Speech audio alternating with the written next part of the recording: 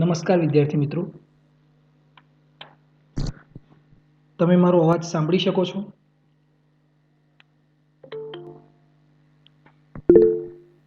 Okay, રાગિની, ઉત્તરા, સેજલ, અલ્પિતા, ઘણા બધા વિદ્યાર્થીઓનો રિપ્લાય છે. ખૂબ જ સરસ. હવે આપણે આપણું લેક્ચર સ્ટાર્ટ કરીએ. બીજા વિદ્યાર્થી મિત્રો પણ ધીમે ધીમે આપણી સાથે જોડાતા જશે. આપણે આજે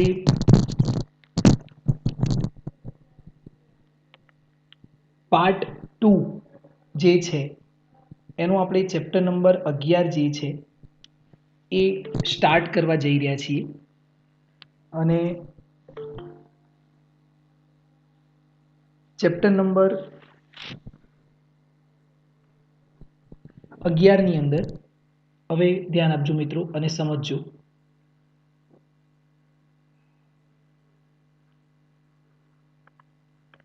ચેપ્ટર નંબર 11 ખૂબ જ મજાનું અને સરળ ચેપ્ટર છે. ચેપ્ટરનું જે નામ છે એ નામ દ્રવ્ય અને વિકિરણનો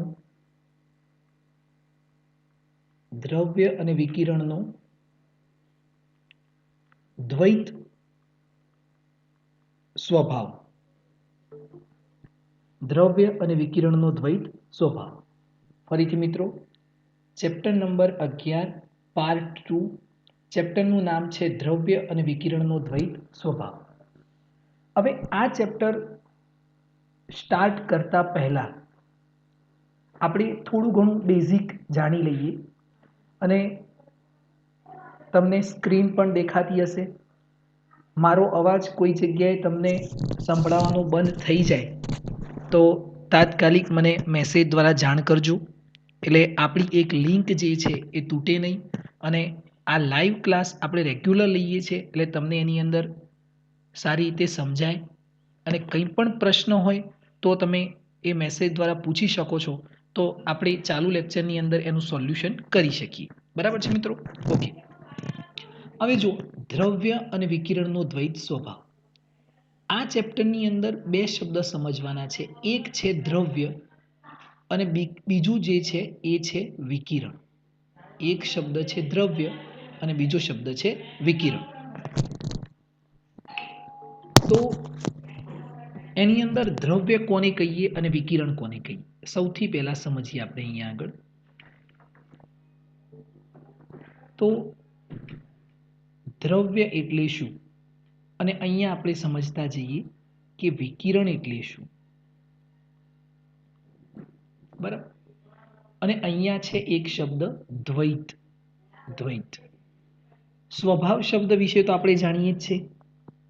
બરાબર. કેમ કે આપણે બધાનો સ્વભાવ, મને છોડીને બાકી બધા, તમારા બધાનો સ્વભાવ ખૂબ જ સરસ છે.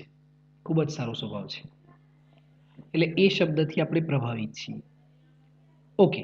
તો આ જે દ્રવ્ય છે, દ્રવ્ય કોને કહેવાય? દ્રવ્ય કોને કહેવાય?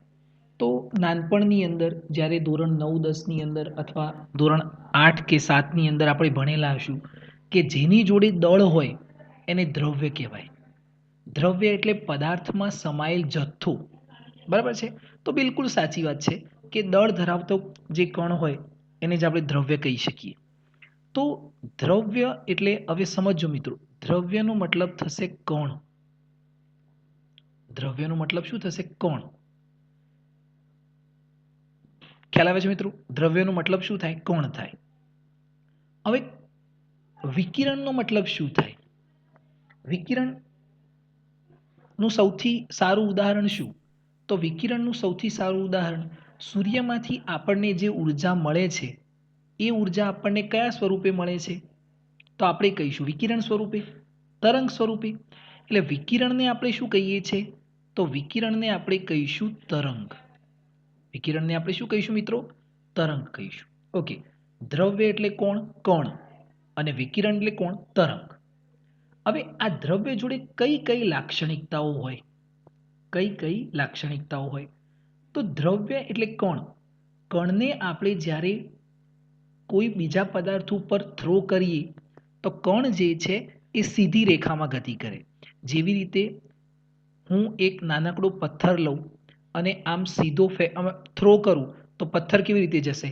એકદમ સ્ટ્રેટ જશે, સીધી રેખામાં ગતિ કરે, કેમ કે એની જોડે શું છે? દળ છે. તો એને આપણે દ્રવ્ય કહી શકીએ, કણ કહી શકીએ. તો જે બી કણ છે એ કણ શું કરે? સીધી રેખામાં ગતિ કરી શકે, ગતિ કરી શકે. બીજું, કણ જોડે બીજી કઈ લાક્ષણિકતા હોય? તો કણ જે છે એ ટકરાય. શું થાય? ટકરાય છે. અને ટકરાય એટલે આપણે કહીએ ને અથડામણ અનુભવે, એ અથડામણ અનુભવી શકે. શું અનુભવી શકે? અથડામણ. ઓકે. બીજી કઈ લાક્ષણિકતા છે? તો દ્રવ્ય જોડે દળ છે. દ્રવ્ય જોડે શું હોય? દળ હોય. દળ અને આપણે એને જ્યારે થ્રો કરીએ તો એની પાસે વેગ પણ હોય છે. જો આપણે થ્રો ન કરીએ તો વેગ ન હોય, પણ આપણે એને થ્રો કરીએ તો એની જોડે વેગ હોય. તો એની જોડે દળ અને વેગ હોય. જો એની પાસે દળ અને વેગ હોય તો આપણે એવું કહી શકીએ કે એની પાસે વેગમાન હોય. કેમ કે વેગમાનનો મતલબ શું થાય?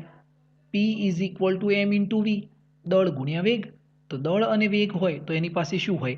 વેગમાન. તો જેની પાસે આપણને આવી લાક્ષણિકતાઓ દેખાય એ દ્રવ્ય હોઈ શકે, એને આપણે દ્રવ્ય કહી શકીએ. તો દરેક મિત્રો, જેટલા બી મિત્રો લેક્ચર એટેન્ડ કર્યું છે અને મને સાંભળી રહ્યા છે, એ દરેક મિત્રોની આસપાસ તમને કંઈક ને કંઈક આવું દ્રવ્ય મળી જાય કે ન મળે?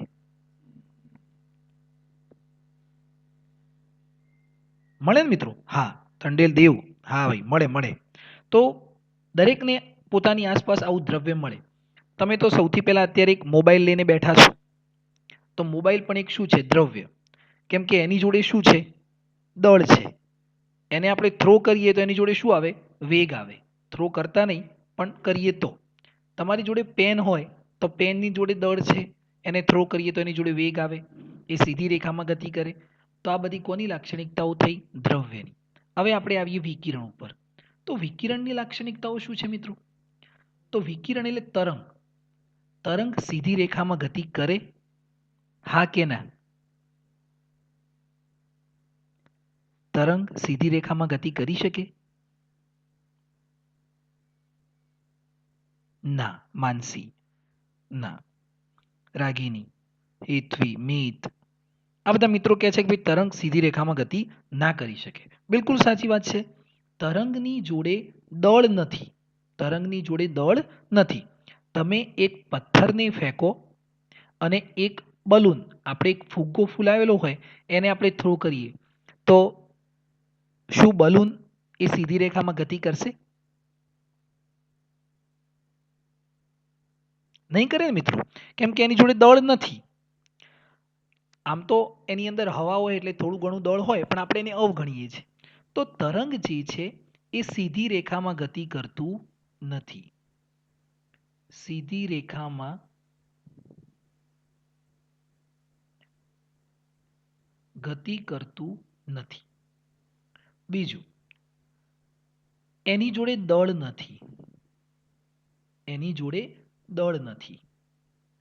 એની જોડે વેગ હોય, કેમ કે ગતિ કરે એટલે એની જોડે વેગ હોય. બરાબર છે? જેવી રીતે શૂન્ય અવકાશમાં પ્રકાશની ઝડપ, પ્રકાશને આપણે તરંગ સ્વરૂપે સ્વીકાર્યો. ચેપ્ટર નંબર 10 તમે ભણ્યું ને? ચેપ્ટર નંબર 10 શું હતું? તરંગ પ્રકાશ શાસ્ત્ર હતું ને ચેપ્ટર નંબર 10 નું નામ. એની અંદર પ્રકાશને આપણે કયા સ્વરૂપે સ્વીકાર્યો? તરંગ સ્વરૂપે. તો એની જોડે શૂન્યાવકાશની અંદર કેટલી ઝડપ હતી? 3 × 10⁸ મીટર પર સેકન્ડ. એટલે એની જોડે વેગ છે, પણ એની જોડે દળ નથી. હવે એની જોડે દળ નથી તો એની પાસે વેગમાન પણ નથી. એની પાસે શું નથી? વેગમાન પણ નથી. બરાબર છે? તો આ લાક્ષણિકતાઓ કોની થઈ? તરંગની. આ લાક્ષણિકતાઓ કોની થઈ? દ્રવ્યની. દ્રવ્ય એટલે આવું કોઈ કણ હોય અને કઈ રેખામાં ગતિ કરે? સીધી રેખામાં. અને તરંગ હોય તો તરંગ કઈ રીતે ગતિ કરે? આ રીતે. બરાબર? એ શૃંગ બનાવે, ગર્ત બનાવે અને આ રીતે એ ગતિ કરતું રહે. બરાબર છે? તો આ દ્રવ્ય અને વિકિરણનું તમને લાક્ષણિકતાઓ ખ્યાલ આવી ગઈ? બરાબર છે મિત્રો? ઓકે. હવે આપણે ધીમે ધીમે ચેપ્ટરની અંદર પ્રવેશવાની શરૂઆત કરીએ. તો ફરીથી આપણે ચેપ્ટરના ટાઇટલ પર આવીએ. દ્રવ્ય અને વિકિરણનો દ્વૈત સ્વભાવ. દ્રવ્ય અને વિકિરણનો દ્વૈત સ્વભાવ. તો દ્વૈતનો મતલબ થાય છે બેવડો સ્વભાવ. દ્વૈતનો મતલબ શું થાય? દ્વૈતનો મતલબ બેવડો સ્વભાવ. બરાબર છે. તો બેવડો એટલે ડબલ નેચર. હવે જ્યારે ફિઝિક્સની શરૂઆત થઈ એનો મતલબ આપણે એવું કહી શકીએ કે જ્યારે સાયન્સ વિશે આપણે જાણવા માંડ્યા. તો અત્યારે પણ આપણે એવું માનીએ છીએ કે આ જે બ્રહ્માંડ છે એ બ્રહ્માંડ બે વસ્તુથી બનેલું છે. એક જે છે દ્રવ્ય અને બીજું જે છે વિકિરણ. બ્રહ્માંડ કેટલી વસ્તુથી બનેલું છે? બે વસ્તુથી. એક દ્રવ્ય અને બીજું વિકિરણ. આવું આપણે અત્યારે પણ માનીએ છીએ. પણ જ્યારે આઈન્સ્ટાઈનનો સમય હતો, જ્યારે આઈન્સ્ટાઈને પોતાની શોધ ચાલુ કરી સાયન્સની અંદર, અને એનો જે સમયગાળો હતો એ વખતે આઈન્સ્ટાઈને આપણને એવું કીધું કે આપણે શું કામ બ્રહ્માંડ બે વસ્તુથી બનેલું છે એવું માનીએ? આપણે શું કામ એવું ન માનીએ કે બ્રહ્માંડ જે છે એ એક જ વસ્તુથી બનેલું હોય? ચલો હવે તમે મને જણાવો કે બ્રહ્માંડ બે વસ્તુથી બનેલું હોય તો આપણને સમજવું સરળ પડે કે એક વસ્તુથી બનેલું હોય તો આપણને સમજવું સરળ પડે? ફાસ્ટ રિપ્લાય આપવાનો. બ્રહ્માંડને આપણે એવું માનીએ કે બે વસ્તુથી બનેલું છે તો આપણને સમજવું સરળ પડે કે એક વસ્તુથી બનેલું છે? સેજલ પટેલ. એક વસ્તુથી. કૃષિ 1, માનસી 2, કૃપલ 1, રાગિની, ઉન્નતિ, અસ્મિત. ઓકે સરસ મિત્રો. તો આપણે એવું માનીએ છીએ અને તમે બધા પણ એવું માનો છો કે બ્રહ્માંડ જો એક જ વસ્તુથી બનેલું હોય તો એને સમજવું ખૂબ જ સરળ છે. સાચી વસ્તુ છે. જેટલી વસ્તુ ઓછી હોય એટલું આપણને સમજવાનું કેવું પડે? સરળ પડે. હમણાં આજે આપણે ગવર્મેન્ટ એવું એલાઉન્સ કરે કે માત્ર ને માત્ર ધોરણ 12ના વિદ્યાર્થીઓ માટે બોર્ડની અંદર કમ્પ્યુટરની પરીક્ષા લેવાશે, બાકી બધા વિષય નહીં લેવાય. તો આ જ ક્ષણે તમે ફિઝિક્સનું લાઈવ લેક્ચર છોડી અને પબજી રમવા બેસી જાઓ. સાચું કે નહીં? પણ એવું એની અંદર શક્ય નથી. પણ કહેવાનો મતલબ શું કે જેટલું ઓછું હોય એટલું સમજવાનું કેવું પડે? સરળ પડે. તો આઈન્સ્ટાઈનનો જ્યારે સમયગાળો હતો ત્યારે આઈન્સ્ટાઈને આપણને એવું કીધું કે આપણે એવું શું કામ નથી માનતા કે બ્રહ્માંડ જે છે એ એક જ વસ્તુથી બનેલું હોય? આપણે એવું શું કામ માનીએ છીએ કે એ બે વસ્તુથી બનેલું છે? તો આપણે એવું માનવું છે અને આપણે એવું સાબિત કરવું છે કે બ્રહ્માંડ જે છે એ માત્ર એક જ વસ્તુથી બનેલું છે. કાં તો એ દ્રવ્યથી બનેલું છે અને કાં તો એ વિકિરણનું બનેલું છે, અથવા તો આ બંને મિક્સ થઈ અને એક જ વસ્તુથી બનેલું છે. હવે આ જે ભૌતિક વિજ્ઞાન છે, ભૌતિક વિજ્ઞાનનો થ્રસ્ટ એરિયા, એટલે ભૌતિક વિજ્ઞાન જે ગુણધર્મ પર કામ કરે છે એ ગુણધર્મ કયો છે? તો ભૌતિક વિજ્ઞાનનો ગુણધર્મ છે એકીકીકરણ.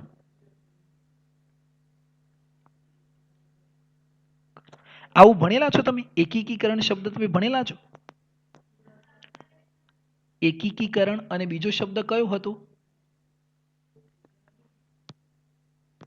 એકીકીકરણ અને બીજો શબ્દ કયો હતો મિત્રો? હું ભૂલી ગયો છું, જરા મને યાદ કરાવો તો. ન્યૂનીકરણ હતું આવું? હા, અસ્મિત. ન્યૂનીકરણ સાચી વાત છે બિલકુલ બેટા. કૃષિ બરાબર છે. તો એકીકીકરણ અને ન્યૂનીકરણ આ ભૌતિક વિજ્ઞાનના બે ગુણધર્મો છે, બે કાર્યક્ષેત્ર છે. એટલે ભૌતિક વિજ્ઞાનને આપણે આ બે લાક્ષણિકતાઓથી સમજવા માંગીએ છીએ. એકીકીકરણનો મતલબ શું? કે કોઈ પણ વસ્તુને એક કરવું. એટલે કોઈ પણ વસ્તુને બને એમ ઓછું કરવું, અને ન્યૂનીકરણ એટલે શું? કોઈ પણ વસ્તુને નાનું કરવું. બરાબર છે?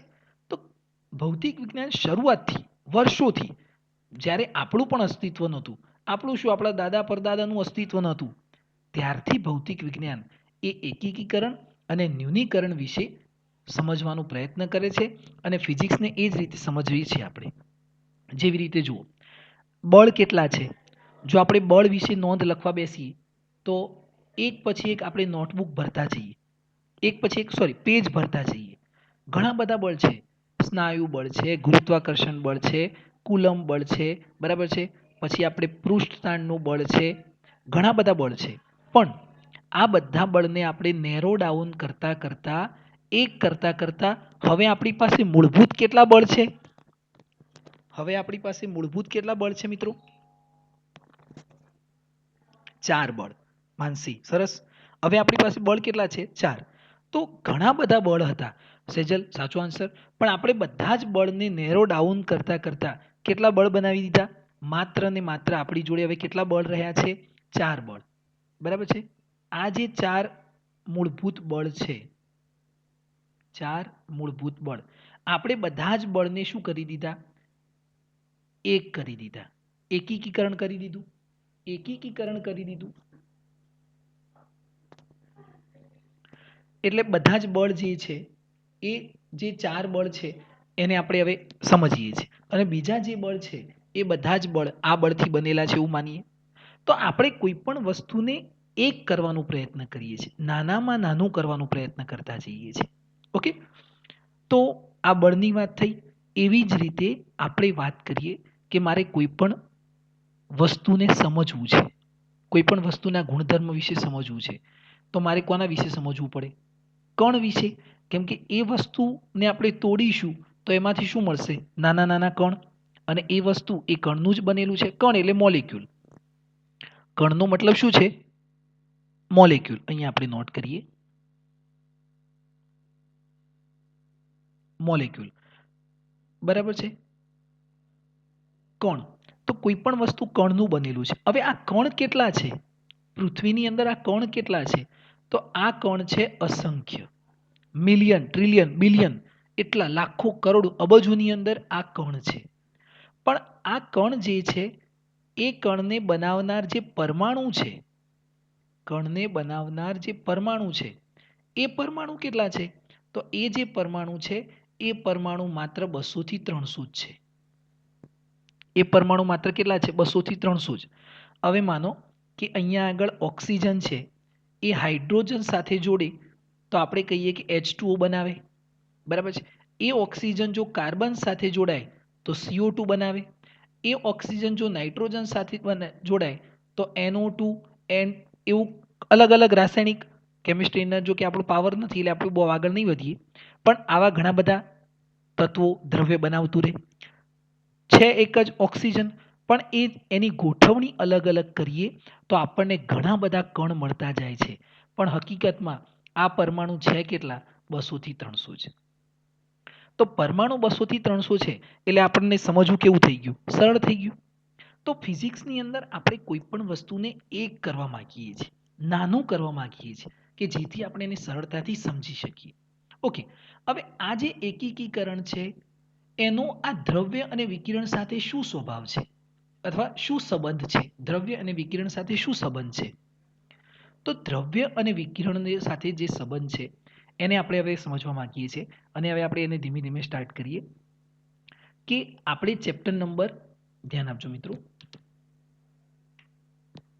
આપણે ચેપ્ટર નંબર 9 ભણ્યા, પ્રકરણ 9 ભણ્યા ને આપણે, પ્રકરણ નંબર 9 ભણ્યા. પ્રકરણ નંબર 9 નું નામ શું હતું? પ્રકરણ નંબર 9 છે એનું નામ શું હતું?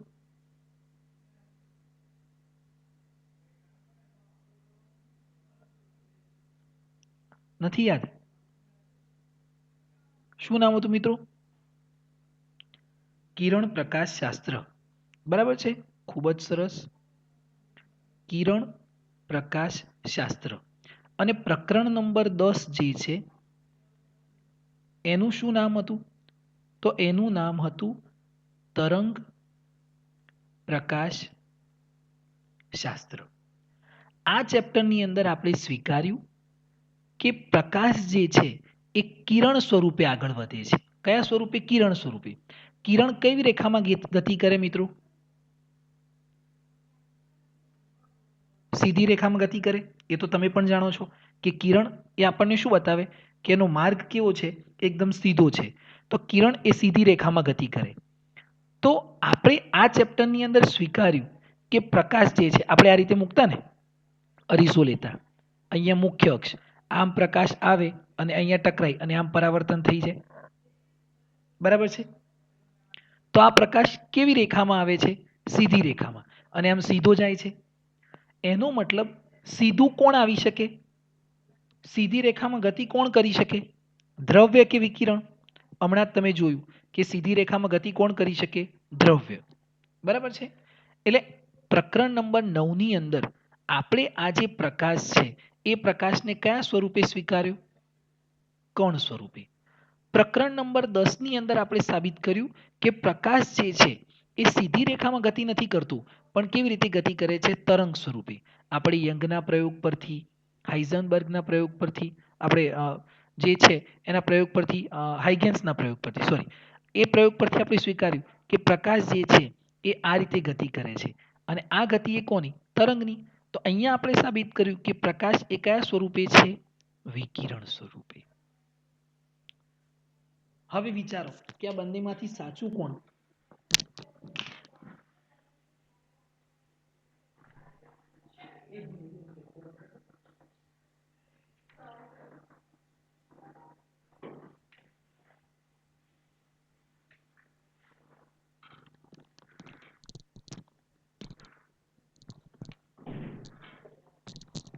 વિચાર્યું મિત્રો કે આ બંનેમાંથી સાચું કોણ? પ્રકાશ એ કણ સ્વરૂપે હોય કે વિકિરણ સ્વરૂપે?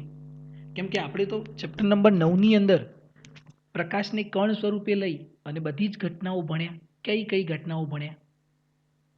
તો પરાવર્તન, વક્રીભવન, પૂર્ણાંતરિક પરાવર્તન. બરાબર છે? આવી ઘણી બધી ઘટનાઓ ભણે. એ પણ સાચું છે. અને જો પ્રકાશને આપણે તરંગ સ્વરૂપે સ્વીકારીએ ત્યારે પણ આપણે પરાવર્તન ભણ્યા, વક્રીભવન ભણ્યા, પછી વિવર્તન ભણ્યા, વ્યતિકરણ ભણ્યા. તો અહીંયા પણ સાચું છે, આ પણ સાચું છે. તો હવે આપણે બહુ મૂંઝવણમાં છીએ કે પ્રકાશ એ કણ સ્વરૂપે છે કે પ્રકાશ એ તરંગ સ્વરૂપે છે. તો આપણે આ ચેપ્ટરની અંદર એ જ ભણવું છે કે જે પ્રકાશ છે એની જોડે બે સ્વભાવ છે. એક કણનો પણ સ્વભાવ છે અને બીજો તરંગનો પણ સ્વભાવ છે.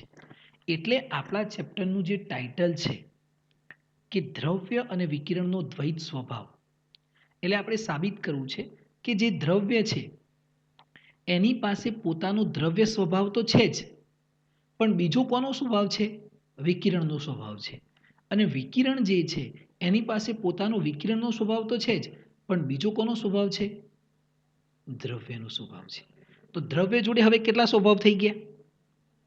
બે સ્વભાવ થયા ને.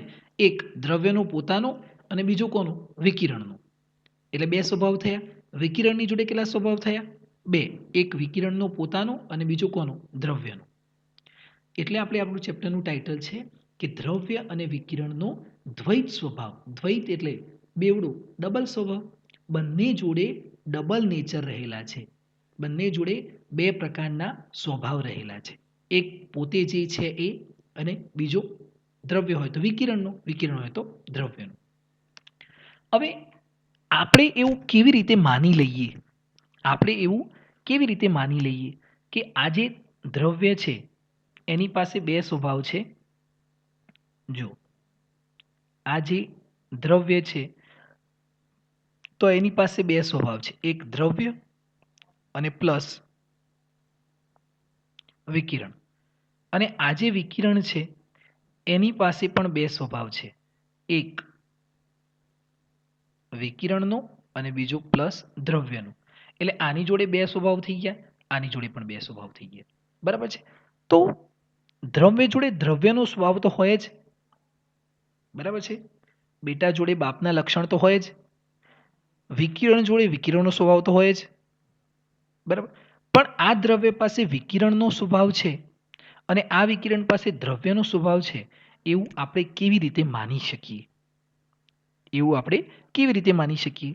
તો આની જે શરૂઆત છે એ ઘણા બધા વર્ષો પહેલા બધા અલગ અલગ વૈજ્ઞાનિકોએ નાની મોટી શોધખોળ કરી, ઘણાએ ખૂબ મોટી શોધખોળ પણ કરી, અને એ પ્રયોગ ઉપરથી આપણને સમજાવવા માંગે છે કે આ બંને જોડે બે સ્વભાવ છે. અને એની જે શરૂઆત છે એ 19મી સદીના અંતમાં આપણે કહીએ તો, કઈ સદીની અંતમાં? 19મી સદીના અંતમાં એની શરૂઆત થઈ, બરાબર. અને 19મી સદીના અંતમાં એની શરૂઆત થઈ, તો એની અંદર સૌ પ્રથમ 1817 અને 1879, 1870 અને 1879ના વર્ષની અંદર જે વૈજ્ઞાનિક છે ક્રુક્સ ડાર્ક, એને કેથોડ કિરણોની શોધ કરી. કેથોડ કિરણોની શોધ કરી. હવે એને જે કેથોડ કિરણોની શોધ કરી એના માટે એક એને ટ્યુબ લીધી. શું લીધું? એક ટ્યુબ લીધી. આ રીતે કેથોડ ટ્યુબ લીધી. હવે આ કેથોડ ટ્યુબની અંદર એને ગેસ ભરી દીધો. શું ભર્યું? ગેસ ભર્યું અને એને ચેક કર્યું તો એને જે બહાર જે પ્રકાશના મતલબ કિરણ મળતા એ કયા હતા? Cathode rays. એ કયા મળવા માંડ્યા? Cathode rays. હવે એને એકવાર હાઇડ્રોજન ગેસ ભર્યું, એકવાર કયો ગેસ ભર્યો? H2, પછી એકવાર એને નાઇટ્રોજન ભર્યું, એકવાર એને હિલિયમ ગેસ ભર્યું. એમ અલગ અલગ ગેસ ભર્યા. આ ફોર એક્ઝામ્પલ છે. એને કયા ગેસ લીધા એની આપણી જોડે કોઈ માહિતી નથી. એ વખતે એને જ્યારે પ્રેક્ટિકલ કર્યું ત્યારે અલગ અલગ ગેસ ઉપર એને પ્રેક્ટિકલ કર્યું, પણ દરેક વખતે એને રિઝલ્ટ કેવું મળ્યું? સમાન. અને દરેક વખતે રિઝલ્ટમાં શું મળતું હતું? Cathode rays. શું મળતું હતું? Cathode rays. આનો મતલબ શું થયો કે આપણે ફિઝિક્સની અંદર આ ઘટનાને સાબિત કરી શકીએ છીએ એકીકરણ, કે અલગ અલગ આપણે ગેસ લઈશું પણ આપણનું જે અંતમાં આપણને જે રિઝલ્ટ છે એ તો કેવું મળે છે? એક જ મળે છે. ખ્યાલ આવે ને મિત્રો? તો અહીંયા આને આ સૌપ્રથમ શોધ કરી કે પ્રકાશના કિરણો જે છે એ એટલે કેથોડ આપણને કેથોડ રેઝ મળે છે અલગ અલગ ગેસ મૂકવાથી. હવે એને અહીંયા એક અગત્યનો પોઈન્ટ એ સમજાયો કે આ જે કેથોડ કિરણો છે, કેથોડ રેઝ, જો મેં શબ્દ શું લખ્યું છે? કેથોડ રેઝ એટલે કેથોડ કિરણો. કિરણો એટલે કયો સ્વભાવ? તરંગ સ્વભાવ ને. પણ એને સાબિત કર્યું કે આ જે કિરણો છે એ કણ સ્વરૂપે વર્તે છે. કિરણો એ કયા સ્વરૂપે વર્તે છે? કણ સ્વરૂપે વર્તે છે. કણ સ્વરૂપે વર્તે છે. એવું કેમ? એવું એને કેવી રીતે સાબિત કર્યું? તો એને શું કર્યું કે આ જે ટ્યુબ છે એ ટ્યુબની અંદર એક પંખો લગાવી દીધો. આ રીતે એને ટ્યુબની અંદર એક પંખો લગાવી દીધો. બરાબર છે? આવો નાનો પંખો અહીંયા ટ્યુબની અંદર લગાવી દીધો. હવે આ પંખો ક્યારે ફરે? મને કોઈ કહેશે આ પંખો ક્યારે ફરે? તો આમાંથી ઘણા બધા હોશિયાર વિદ્યાર્થી મિત્રો છે. સાહેબ આપણે ફૂંક મારીએ તો પંખો ફરે. અને આમ તો બિલકુલ સાચી વાત છે. ફૂંક મારીએ, નાનો એવો પંખો હોય તો ફરે. અથવા તો કોઈ વસ્તુને આપણે આની સાથે ટકરાવીએ તો આ આમ ફરે, આમ ફરતો રહે. અહીંયાથી એક પછી એક આમ ટકરામણ થતી જાય તો આ પંખો ફરતો રહે. તો ચોક્કસ અહીંયા આપણને એ ખ્યાલ આવે કે આ પંખો અહીંયા મૂક્યો છે, આ કેથોડ કિરણો જ્યારે અહીંયાથી પસાર થતા હશે તો એને ટકરાતા હશે, અને ટકરાય એટલે આ શું કરે? ફરે. ફરે ને? બરાબર. હવે ટકરાવાનો ગુણધર્મ કોનો ગુણધર્મ છે? તો આપણે લખ્યું છે, જુઓ, ટકરાવાનો ગુણધર્મ એ કોનો ગુણધર્મ છે? દ્રવ્યનો ગુણધર્મ છે. અથડામણ કરવી એ કોનો ગુણધર્મ છે? દ્રવ્યનો ગુણધર્મ છે. એનો મતલબ શું કે આ જે કેથોડ રેઝ છે, આ જે કિરણો છે એ કયા સ્વરૂપે હોવા જોઈએ? કણ સ્વરૂપે હોય તો જ આને ટકરાય અને આ તો જ ફરે. જ્યારે કોઈ પથ્થર જેવી અથવા કોઈ વસ્તુ ટકરાતી હોય વજનવાળી દળવાળી તો જ આ ફરે ને. કેમ કે પ્રકાશના કિરણો જોડે તો દળ નથી, તો આ ન ફરે. પણ એ પ્રકાશના કિરણો કયા સ્વરૂપે હોઈ શકે? કણ સ્વરૂપે. અહીંથી આપણને આ શરૂઆત થઈ કે દ્રવ્યને આપણે વિકિરણ અને વિકિરણને આપણે દ્રવ્ય સ્વરૂપે સમજવાની અહીંથી આપણે શરૂઆત કરી. ક્યારે? 1870 અને 1879ની અંદર ક્રુક્સ ડાર્ક નામના વૈજ્ઞાનિકે આની શરૂઆત કરી. એના પછી ધીમે ધીમે આની શરૂઆત આના બીજા રિસર્ચ થવા માંડ્યા અને એની પછી આપણે વાત કરીએ તો 1887ની અંદર મેક્સવેલના સમીકરણ આપણને મળ્યા. આ સમીકરણ વિશે આપણે ચેપ્ટર નંબર 8ની અંદર ભણીશું. આ ઇક્વેશન આપણને મેક્સવેલે આપ્યા, જે ઇક્વેશનનો આપણે ઉપયોગ કરી અને ઘણી બધી સારી ગણતરી કરી શકતા હતા. ઘણા બધા જે સાદુરૂપ છે એને સરળ બનાવી શકતા હતા અને એની મદદથી આપણે આ દ્રવ્ય અને વિકિરણને સમજવાનો પ્રયત્ન કરતા હતા. એના પછી આપણે વાત કરીએ તો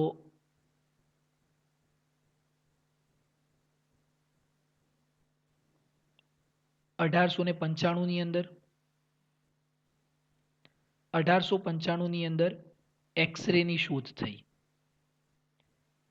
એક્સરેઝની શોધ થઈ. બરાબર છે.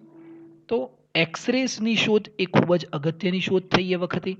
કેમ કે એક્સરેસ જે છે એને આપણે આજકાલ મેડિકલની અંદર ખૂબ જ વિસ્તૃત પ્રમાણમાં ઉપયોગ કરીએ છીએ. તો એક્સરેસની શોધ છે એ ખૂબ જ અદ્ભુત શોધ માનવામાં આવતી હતી. કેમ કે આપણને જે એક્સરેસ એ કયા પ્રકારના તરંગો છે? તો એક્સરેસ એ વિદ્યુત ચુંબકીય તરંગો છે. કયા પ્રકારના તરંગો છે? વિદ્યુત ચુંબકીય તરંગો.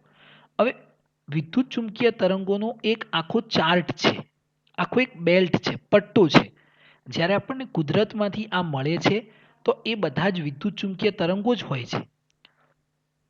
પણ આપણે આને અલગ અલગ આવૃત્તિ, અલગ અલગ તરંગ લંબાઈના કારણે અલગ અલગ આને ચાર્ટમાં ડિવાઈડ કરી દીધા. રેડિયો તરંગ, એક્સરેસ, પછી અલ્ટ્રાવાયોલેટ, પછી માઇક્રોવેવ્સ, આ બધાને આપણે અલગ કર્યા. તો અલગ કરવાનું કામ એ કોને કર્યું? મનુષ્યએ કર્યું. તો એની અંદર એક્સરેઝની શોધ કોને કરી? 1895ની અંદર રોન્ટજન નામના વૈજ્ઞાનિકે. રોન્ટજન નામના વૈજ્ઞાનિકે એક્સરેની શોધ કરી અને એની મદદથી પણ આપણે આજે દ્રવ્ય અને વિકિરણ વિશે સમજી શકીએ છીએ. અને એના પછી 1897 એપ્રોક્સિમેટલી એની અંદર દુનિયાની જે અદ્ભુત શોધ કહી શકાય કે જ્યાંથી આપણને ખૂબ જ અલગ એક સ્પીડ મળી રિસર્ચની અંદર, એ જ્યારે 1897ની અંદર જ્યારે જે થોમ્સને ઇલેક્ટ્રોનની શોધ કરી. કોની શોધ કરી? ઇલેક્ટ્રોનની શોધ કરી મિત્રો. ત્યારે આ જે ઇલેક્ટ્રોનની શોધ થઈ એના પછી આપણી સ્પીડ ખૂબ જ વધી અને એના પછી આપણે ઘણું બધું આજે જાણી શકીએ છીએ. કેમ કે ઇલેક્ટ્રોન એ દરેક દ્રવ્યનો નાનામાં નાનો કણ છે. નાનામાં નાનો કણ છે. નાનામાં નાનો કણ એટલે મારે કોઈ પણ વસ્તુને સમજવી હોય તો મારે એને નાનામાં નાના કણનું વિશે સમજવું પડે, તો જ હું એને સમજી શકું. તો આજે આપણે ઇલેક્ટ્રોન વિશે જાણીએ તો આપણે કોઈ પણ પદાર્થ વિશે સમજી શકીએ છીએ. એટલે ઇલેક્ટ્રોન જે છે એ ખૂબ જ મહત્વપૂર્ણ શોધ થઈ એ વખતે અને એના માટે એમને 1906ની અંદર નોબેલ પ્રાઇઝ પણ આપવામાં આવ્યું. નોબેલ પ્રાઇઝ પણ આપવામાં આવ્યું. બરાબર છે. આ દરેક શોધ એ શા માટે થઈ હતી? આ દરેક શોધ એ એમના પોતાના વર્ક માટે, મતલબ કોઈને કોઈ કાર્યક્ષેત્ર માટે થઈ. પણ આ દરેક શોધ એ કોની સાથે સંકળાયેલી છે? આ દરેક શોધ જે છે એ કોની સાથે સંકળાયેલી છે? તો દરેક શોધ એ આ દ્રવ્ય અને વિકિરણ સાથે સંકળાયેલી છે. બંનેને એક કરવા માટે સંકળાયેલી છે. બરાબર છે. હવે એના પછી આપણે જોઈએ તો લાસ્ટમાં મિલિકાન જે છે, મિલિકાન એનો જે પ્રયોગ છે ઓઇલ ડ્રોપ, મિલિકાને પોતાના ઓઇલ ડ્રોપના પ્રયોગ પરથી આપણને ઇલેક્ટ્રોનની કિંમત આપી. ઇલેક્ટ્રોનની કિંમત આપણે કેટલી લઈએ છીએ મિત્રો અત્યારે? 1.6 ઇન્ટુ 10⁻90 કુલમ. બરાબર છે, આ કિંમત લઈએ છીએ આપણે. તો આ કિંમત આપણને મિલિકાને એનો ઓઇલ ડ્રોપનો જે પ્રયોગ છે એ પ્રયોગ પરથી આ કિંમત આપણને સાબિત કરી આપી. એની અંદર એને અલગ અલગ પ્રકારના બળની ગણતરી કરી, પછી એ બધા બળની ગણતરીના ઉપરથી સાદું રૂપ આપી અને એને આ કિંમત મેળવી છે. મિલિકાનનો જે પ્રયોગ છે ફિઝિક્સની અંદર જે ટોપ 10 પ્રયોગ માનવામાં આવે છે, એક્સપેરિમેન્ટ માનવામાં આવે છે, એની અંદર મિલિકાનનો આ એક પ્રયોગ છે. પહેલાં એને CBSE બોર્ડની અંદર ભણાવવામાં આવતો હતો, પણ હવે CBSE બોર્ડમાંથી દૂર કરી દીધો છે, પણ હજુ પણ એ ઘણા બધા બીજા બોર્ડની અંદર ભણાવવામાં આવે છે. જેવી રીતે યંગનો પ્રયોગ છે એવી રીતે મિલિકાન ઓઇલ ડ્રોપનો પ્રયોગ પણ 1 થી 10 જે ટોપ 10 ફિઝિક્સના એક્સપેરિમેન્ટ કહી શકાય એની અંદર એ પણ આવે છે. તો આપણને ઇલેક્ટ્રોનની કિંમત આપી. યાદ રાખજો, ઇલેક્ટ્રોનની કિંમત કોને આપી? મિલિકાને. જે થોમ્સને ઇલેક્ટ્રોનની શોધ કરી પણ એને ઇલેક્ટ્રોનની કિંમત નહોતી આપી. જે થોમ્સને આપણને શું આપ્યું? તો જે થોમ્સને આપણને E/m નો રેશિયો આપ્યો. E/m નો રેશિયો આપ્યો. એ એપ્રોક્સિમેટલી 1.76 ઇન્ટુ 10⁻11 કુલમ પર કેજી જેટલો હોય છે. E/m એટલે ઇલેક્ટ્રોનની કિંમત અને ઇલેક્ટ્રોનનું દળ, આ બંનેનો ગુણોત્તર લઈએ એટલે આપણને આ મળે. એને આ કિંમત નહોતી જાણી, પણ એને આ રેશિયો આપ્યો કે દરેક દ્રવ્યની અંદર E/m નો રેશિયો આટલો હોઈ શકે. અને આ જે કેથોડ કિરણો છે, કેથોડ કિરણો એટલે એની જોડે કયો ચાર્જ હોય? તો કેથોડ કિરણો જોડે ઋણ ચાર્જ હોય, ઋણ વીજભાર હોય. તો એ વખતે આપણે જાણતા હતા કે કેથોડ કિરણો જોડે ઋણ વીજભાર છે, પણ આ ઋણ વીજભારને ઇલેક્ટ્રોન કહી શકાય એવું આપણને કોને કીધું? જે થોમ્સને. આને આપણે એ વખતે ઋણ ચાર્જ જ કહેતા હતા, પણ જે થોમ્સને ઇલેક્ટ્રોનની શોધ કરી એના પછી આપણે આ ઋણ ચાર્જને ઇલેક્ટ્રોન તરીકે નામ આપ્યું, ઇલેક્ટ્રોન તરીકે સ્વીકાર્યું. બરાબર છે. અને એને I/m નો રેશિયો આપ્યો અને મિલિકાને શું કર્યું? ઇલેક્ટ્રોનની કિંમત શોધી.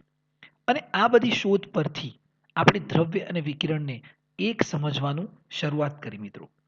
તો જે દ્રવ્ય અને વિકિરણ છે એને આપણે કેવી રીતે સમજવા છે? એક સમજવા છે.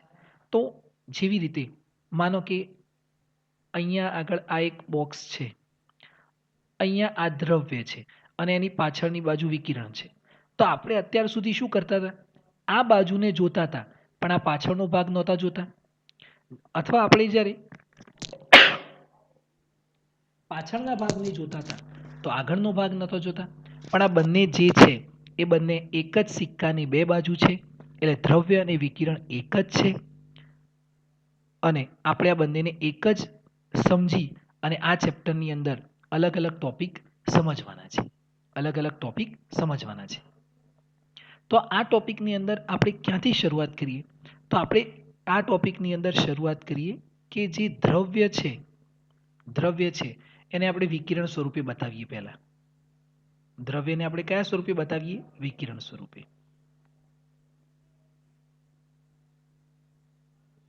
સમજો મિત્રો, દ્રવ્ય છે તેને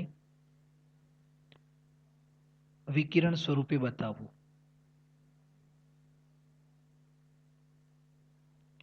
આપણે અહીંથી શરૂઆત કરીએ. દ્રવ્યની જોડે દ્રવ્યના તો ગુણધર્મ હશે જ, પણ આપણે એને કયા સ્વરૂપે બતાવવું છે? વિકિરણ સ્વરૂપે. અને પછી આપણે આગળ જઈ અને વિકિરણ છે એને દ્રવ્ય સ્વરૂપે બતાવીશું. જો જેટલી બી દ્રવ્યની લાક્ષણિકતાઓ છે એ બધી લાક્ષણિકતાઓ જો વિકિરણની લાક્ષણિકતાઓ સાથે મેચ થાય, અથવા વિકિરણની બધી લાક્ષણિકતાઓ એ દ્રવ્યની લાક્ષણિકતાઓ સાથે મેચ થાય, તો જ આપણે કહી શકીએ કે દ્રવ્ય છે એ વિકિરણ પણ છે અને વિકિરણ એ દ્રવ્ય છે. ખરું કે નહીં? બરાબર છે મિત્રો? મને સાંભળી શકો છો તમે?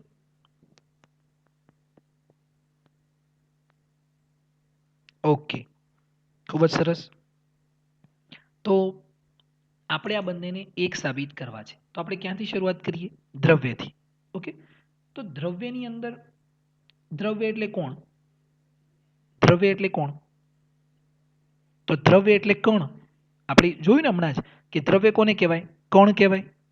તો કણને આપણે વિકિરણ સ્વરૂપે સમજવું છે.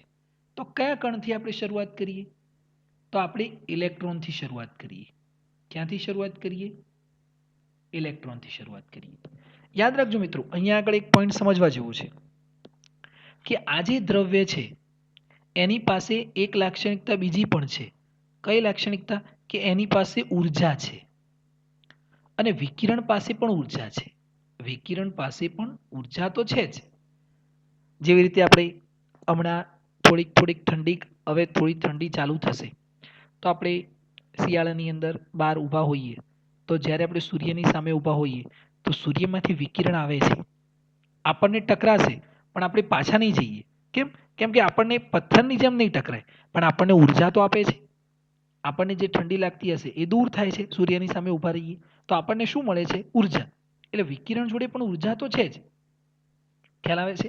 અને દ્રવ્ય પાસે પણ ઉર્જા છે. તો આ બંને જોડે ઉર્જા તો રહેલી જ છે. ઓકે. હવે આ જે કણ છે એની અંદર ઇલેક્ટ્રોન, તો ઇલેક્ટ્રોન પાસે એ કણ છે એટલે એની પાસે પણ ઉર્જા રહેલી છે. તો એની ઉર્જા કયા કયા સ્વરૂપે રહેલી હોય? એની ઉર્જા કયા કયા સ્વરૂપે રહેલી હોય? તો ઇલેક્ટ્રોન જ્યારે, ધ્યાન આપજો મિત્રો,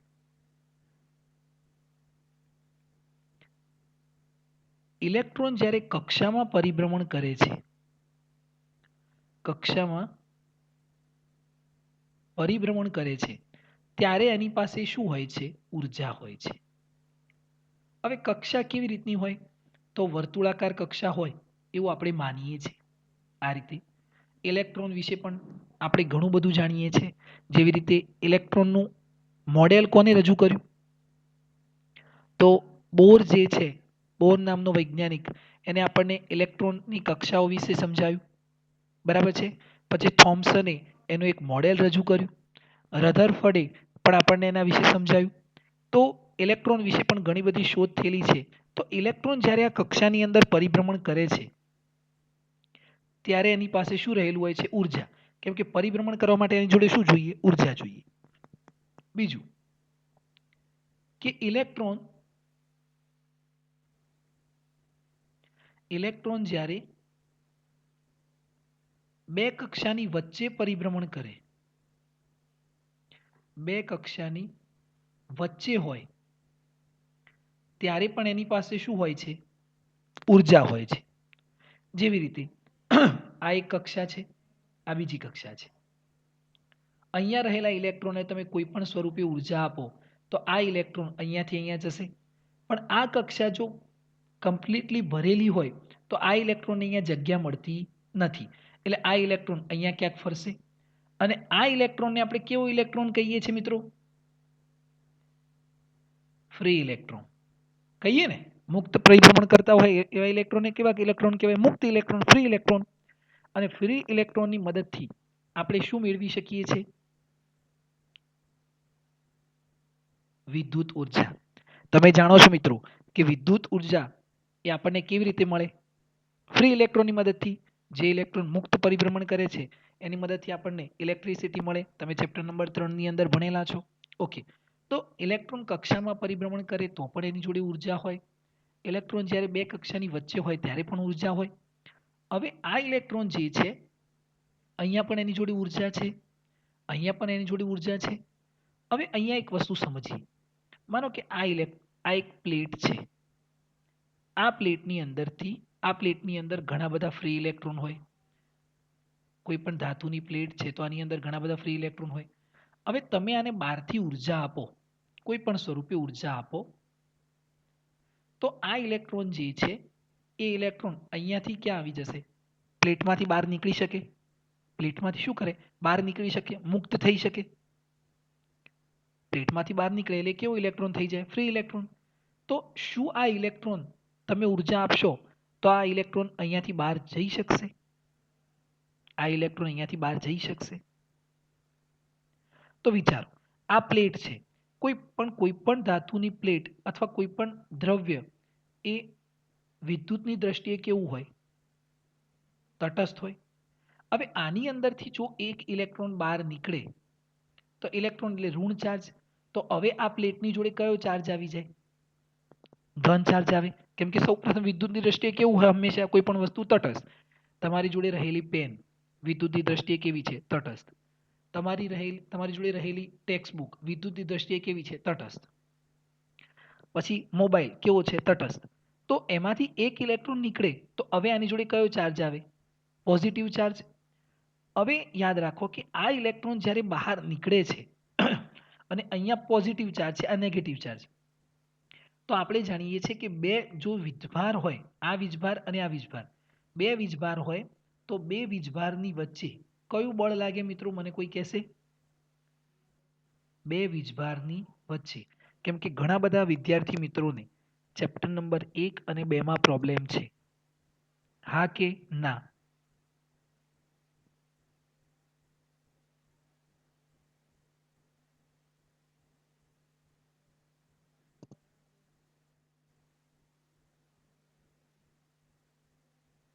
હું નામ વાંચું છું, બધા જે હા હા લખે છે, અસ્મિત, કૃષિ, હેતવી, ઓકે, બધાને પહેલા બીજા ચેપ્ટરની અંદર પ્રોબ્લેમ છે.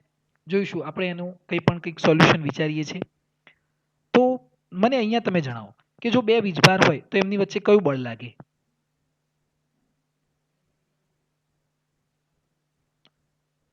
કુલંબ બળ. અસ્મિત બિલકુલ સાચું. કયું બળ લાગે મિત્રો? કુલંબ બળ. તો આ બે વીજભાર વચ્ચે જ્યારે તમે અહીંયાથી બહારથી ઉર્જા આપો છો તો આ ઇલેક્ટ્રોન બહાર જવા માંગે છે, પણ બંને વચ્ચે કુલંબ બળ લાગે છે. બે વીજભારની વચ્ચે કુલંબ બળ લાગે છે અને એ કુલંબ બળ સ્ટ્રોંગ બળ હોય છે. કેવું હોય છે? સ્ટ્રોંગ હોય છે. એટલે આ ઇલેક્ટ્રોનને એ પાછું પોતાની તરફ ખેંચી લે છે, બહાર જવા દેતું નથી. એને બહાર જવા દેશે નહીં. પણ આપણે તો નક્કી કરીને બેઠા છીએ કે આપણે આ ઇલેક્ટ્રોનને બહાર કાઢવું જ છે. તો આપણે શું કરવું પડશે? આપણે આ જે ઉર્જા આપીએ છીએ એ ઉર્જા કેવી આપવી પડશે? વધારે ઉર્જા આપવી પડે. વધારે ઉર્જા આપવી પડે અને વધારે ઉર્જા આપીએ તો જ આ ઇલેક્ટ્રોન શું થાય? આ જે પ્લેટ છે, કોઈ પણ ધાતુની પ્લેટ હોય, કોઈ પણ સપાટી હોય, એમાંથી બહાર નીકળી શકે. તો આ જે ઇલેક્ટ્રોનને આપવી પડતી વધારેની ઉર્જા છે એ ઉર્જા કેટલી હોવી જોઈએ? એ ઉર્જાને આપણે શું કહીશું? એના વિશે આપણે હવે આગળના લેક્ચરની અંદર ભણીશું. તો આ લેક્ચરની અંદર તમારે અહીંયા સુધી આપણે કેટલું ભણ્યા, આપણે કઈ તરફ જઈ રહ્યા છીએ એ સમજવાનું છે કે આપણે દ્રવ્ય અને વિકિરણને એક બતાવવાનો પ્રયત્ન કરીએ છીએ અને સૌથી પહેલાં આપણે એને અલગ અલગ ગુણધર્મો વિશે ચર્ચા કરી અને પછી જે વૈજ્ઞાનિકો આ બંનેને એક કરવા માટે પ્રયત્ન કરે છે એના વિશે આપણે જોયું. અને ફિઝિક્સ એક એવા જ પ્રકારના કામ કરે છે કે જે બધાને ઓછામાં ઓછું અને એક કરી શકે.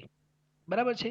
તો આપણે અત્યારે શરૂઆત કરી કે ઇલેક્ટ્રોનને આપણે વિકિરણ સ્વરૂપે બતાવવો છે તો આપણે એના વિશે ચર્ચા કરીએ છીએ અને આપણે અત્યારે ઇલેક્ટ્રોનની ઉર્જા વિશે ચર્ચા કરીએ છીએ. તો આમાંથી પ્લેટમાંથી બહાર કાઢવા માટે ઇલેક્ટ્રોનની જે ઉર્જા આપવી પડે છે એ કેટલી હોય અને ઉર્જાને આપણે કેવી રીતે બોલાવીશું, એ ઉર્જાનું શું નામ છે, એના વિશે આપણે આગળના વિડીયો લેક્ચરની અંદર જોઈશું મિત્રો. ઓકે, બીજું કે તમને વિડીયો જોવા કરતાં લાઈવ લેક્ચરની અંદર આઈ થિંક વધારે ખ્યાલ આવતો હશે અથવા તમને વધારે મજા આવતી હશે. તો આપણે પણ એવું વિચાર્યું છે, હા, ઘણા બધા વિદ્યાર્થી મિત્રોનો જવાબ છે. તો આપણે પણ એવું વિચારીએ છીએ મિત્રો કે આજે આ ચેપ્ટર સ્ટાર્ટ કર્યું છે તો આપણે આખું ચેપ્ટર આ રીતે લાઈવ ક્લાસની અંદર લઈએ. તો આવતીકાલે પણ આપણો લાઈવ ક્લાસ રહેશે, પણ એનો જે ટાઈમિંગ છે એ હું તમને આજે સાંજે અથવા તો કાલે સવારે થોડાક જલ્દી તમને મેસેજ દ્વારા જાણ કરી દઈશ કે આપણો લેક્ચર આટલા વાગે રહેશે. તો ફરીથી વિદ્યાર્થી મિત્રો, ફરીથી આપણે નવા ઉત્સાહ સાથે ફરીથી આપણે જોઈન કરીશું અને આ જે ચેપ્ટર ચાલ્યું છે એને વાંચવાનો પ્રયત્ન કરીશું. જુઓ, આ ચેપ્ટરની અંદર મોટાભાગના ટોપિક બધા એમ જ છે, પણ એક લાસ્ટમાં ડેવિસન અને ગરમરનો જે પ્રયોગ છે એ બાદ કરેલો છે અને 11.20 થી 11.37 સુધીના એક્ઝામ્પલ બાદ કરેલા છે. આપણે અહીંયા ટાઈમ પ્રમાણે બધું જોઈશું, પણ તમારે હવે જે નથી પૂછાવાનું એના પર ફોકસ કરવાનું નથી. અત્યારના સમય પ્રમાણે, અત્યારના સમાચાર મુજબ જુઓ, હમણાં પેપરની અંદર ગાઈડલાઈન હતી કે જાન્યુઆરી પછી તમારા ફોર્મ ભરાવાના સ્ટાર્ટ થઈ જશે. એટલે સરકારના માઇન્ડમાં લગભગ સેટ જ છે કે એક્ઝામ લેવી જ છે. એટલે આપણે પણ તૈયારી કરીએ મિત્રો. અને ખૂબ જ સારો આ જે ચાન્સ કહેવાય, જે વિદ્યાર્થીઓ બહુ ઓછું વાંચે છે, અથવા તો આપણે એવું કહી શકીએ, આમ તો બધા જ બહુ મજબૂત છે અને બધાની જ બુદ્ધિ ક્ષમતા સારી છે, પણ થોડા ઘણા વીક પડતા હોય એમના માટે પણ એક સારો અવસર છે. કેમ કે 30% ઓછું થઈ ગયું એટલે બહુ 70% જેટલું આપણે વાંચીએ આ વખતે તો પાસ થઈ જઈશું. નહીંતર નવા વખતે ફરીથી પાછું તમારે 100% જ તૈયાર કરવું પડશે. બરાબર છે? એટલે જો હજુ સુધી પણ તૈયારી શરૂ ન કરી હોય તો ઝડપથી આપણે કામે લાગી જઈએ અને ચાલેલા ચેપ્ટરને ફરીથી રિવાઇઝ કરીએ. જેટલું પૂછાવાનું છે એટલું, નથી પૂછાવાનું એને હમણાં ટચ કરવાની જરૂર નથી. બરાબર છે મિત્રો? તો આ વિડીયો આપણે યુટ્યુબ પર પણ અપલોડ કરીશું અને એને આપણે આજે ગ્રુપમાં પણ મૂકી દઈશું. તો ફરીથી પણ તમારે જોવું હોય તો એને જોઈ શકો છો. બરાબર છે? Thank you.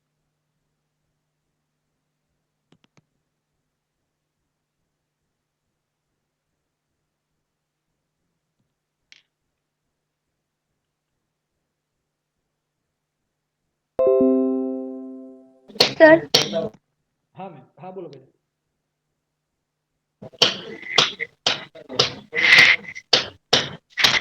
સર ચેપ્ટર 5 માં તો સર સ્વાધ્યાયના 5.1 ને 5.2 છે તો તે જ કરવાના. હા બે જ કરવાનું બેટા, જે છે એ જ કરવાનું.